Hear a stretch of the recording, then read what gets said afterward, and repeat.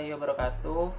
Sebelumnya kembali lagi bersama kami dari kelompok 11. Di sini kami akan menjelaskan secara singkat mengenai suatu permasalahan yang kami angkat, yaitu pertikaian antara mahasiswa dan kepolisian pada hari ulang tahun Kota Tangerang yang ke-389.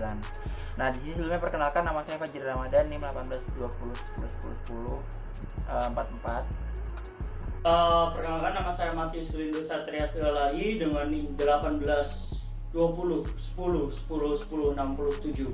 Perkenalkan, saya Nanda Dewi Anggraini, NIM 182010101130.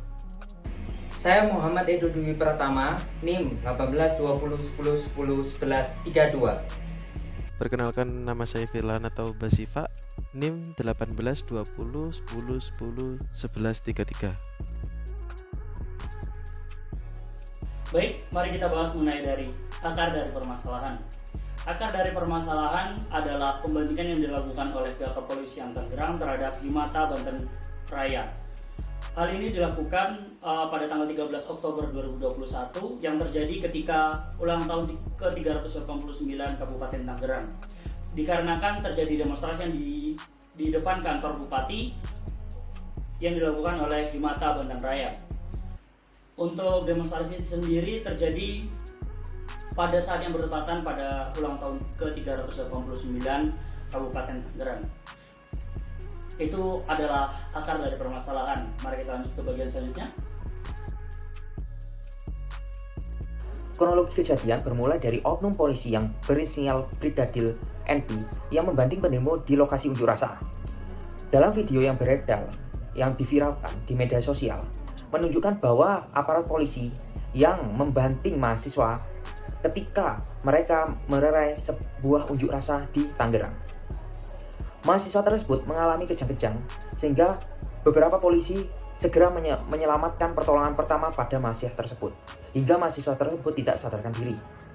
Kemudian setelah mahasiswa melakukan perawatan di sebuah rumah sakit, mahasiswa itu sadar sehingga mahasiswa menuntut oknum polisi yang melakukan kekerasan kepada dirinya. Oknum polisi di Kapolres Tangerang meminta maaf kepada mahasiswa sehingga mahasiswa memaafkan si oknum polisi.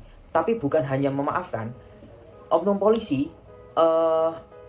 akan ditindaklanjuti oleh aparat kepolisian setempat agar kejadian tersebut tidak terulangi kembali. Seperti itu. Baik, di sini saya akan melanjutkan presentasi dari kelompok saya, yaitu di sini saya akan membahas mengenai siapa yang bersalah dan siapa yang melakukan pelanggaran di kejadian tersebut. Dari kronologi yang telah disampaikan oleh teman saya, di sini kita tidak boleh melihat dari satu sisi saja yang bersalah dalam kejadian tersebut. Nah, yang pertama kita akan membahas mengenai kenapa mahasiswa di sini dikatakan bersalah atau melakukan pelanggaran. Karena di sini mahasiswa tersebut cara menyampaikan aspirasinya dianggap kurang tepat karena ingin menerobos atau memaksa menerobos masuk ke dalam kantor bupatinya. Nah, dari kejadian tersebut menyebabkan banyaknya kerusuhan serta menyebabkan banyaknya fasilitas yang ada di kejadian tersebut itu mengalami banyak kerusakan. Nah, yang kedua, kenapa di sini dikatakan aparat ini juga bersalah? Karena aparat di sini membubarkan atau cara membubarkan kerumunan atau aspirasi mahasiswa tersebut dengan cara yang kurang tepat, yaitu dengan cara melakukan kekerasan. Salah satunya adalah salah satu oknum dari aparat ini membanting dari mahasiswa sehingga mahasiswa tersebut mengalami kejang.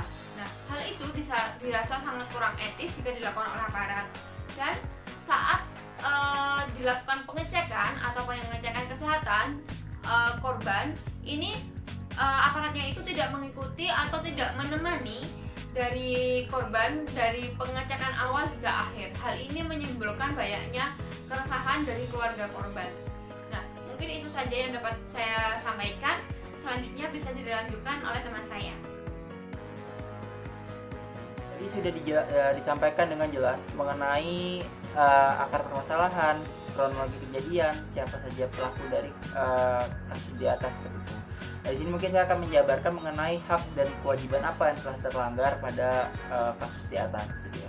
Jadi sini yang pertama mungkin kita dari sisi mahasiswa, dari pihak warga sipil. Di sini adalah mahasiswa haknya untuk menyampaikan suara itu dilanggar oleh pihak setempat, keamanan setempat, karena hendak menyampaikan secara baik-baik namun tertolak, sehingga muncullah kegiatan dari tindakan anarkis gitu.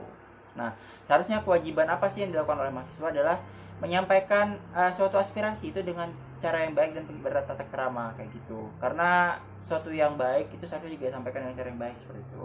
Nah, hak dan kewajiban apa yang dilanggar oleh pada pihak kepolisian? Pertama, hak yang harusnya ada pada kepolisian adalah hak mengamankan dan dari jalannya suatu kegiatan. Karena kita tahu bahwa fungsi utama dari kepolisian adalah mengayomi dan menjaga dari ketertiban umum. Nah, terus habis itu kewajiban apa sih? Ya, mereka memiliki kewajiban untuk menjaga hal tersebut agar berjalan dengan lancar. Karena tadi harusnya aman, lancar dan sebagainya. Namun itu gara-gara adanya tindak anarkis dari pihak mahasiswa, maka kewajiban tadi tercoreng seperti itu, dan akhirnya polisi mengambil hak untuk melakukan pengamanan terhadap jalannya kegiatan seperti itu. Salah satunya adalah dengan melakukan tindakan invasif seperti yang ada di berita. Menurut saya untuk solusi yang bisa diusulkan yaitu dari dua belah pihak. Kita melihat mulai dari aparat. Terus sebagai aparat yang baik mungkin bisa kita berikan solusi bahwa jangan melakukan tindakan-tindakan yang invasif terhadap pendemo seperti itu. Harus tetap berada di dalam kondisi dengan kepala yang dingin walaupun kondisinya begitu memanas ya. Lalu selanjutnya untuk mahasiswa sendiri, ya kita tahu bahwa mahasiswa itu sudah bukan anak kecil lagi. Bahkan bisa dikatakan bahwa mahasiswa itu adalah suatu masa-masa di mana berjayanya seseorang gitu itu. Pada saat umurnya berjayanya. Dengan umur yang sudah matang seperti itu juga kita harus beretika dengan baik dan benar. Bagaimana dengan etika berdemo dengan benar, tidak anarkis atau tidak melakukan hal-hal yang tidak sepantasnya seperti itu. Mungkin itu untuk dari saya. Terima kasih. Di akhir video ini kami sampaikan bahwa kondisi terbaru dari saudara MFA sudah membaik dan keluar dari rumah sakit. Brigadir NP kini ditahan di Polda Banten untuk dilakukan pemeriksaan. Kami berharap semoga kasus ini bisa segera terselesaikan dengan baik.